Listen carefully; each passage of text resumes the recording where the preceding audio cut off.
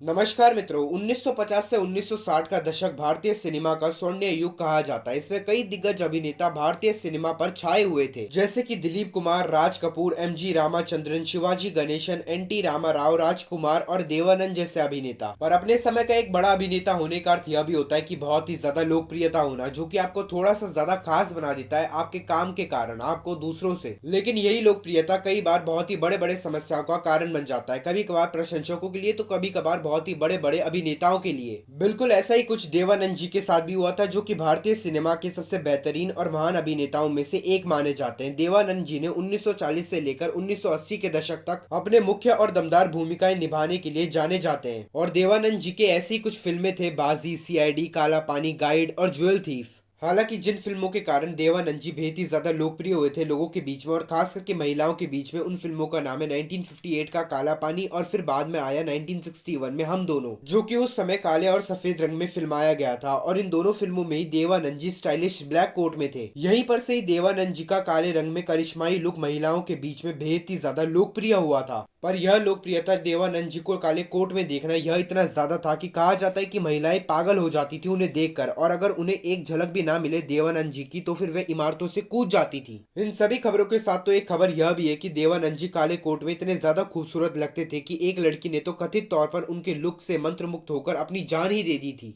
लेकिन देवानंद जी के इसी लोकप्रियता के कारण उनके जीवन में समस्याओं का आना शुरू हो गया था, और इसका आरंभ हुआ था दिल्ली के ऐतिहासिक कुतुब मीनार से। कहा जाता है कि एक महिला ने कुतुब मीनार से देवानंद जी की एक झलक देखने के बाद कुतुब मीनार से कूदकर आत्महत्या कर लिया था। एक महिला प्रशंसक की दुखद घटना के बाद बॉम्बे हाई कोर्ट ने अभिनेता देवानंद जी के काले कपड़े पहनने पर प्रतिबंध लगा दिया। इस झटके के बावजूद भारतीय सिनेमा पर देवानंद जी का प्रभाव अपने समय में बेमिसाल था। वे अपने समय के भारत के पसंदीदा स्टाइल आइकन थे, जिन्होंने पुरुषों के फैशन को फिर से परिभाषित किया था खुद के समय में।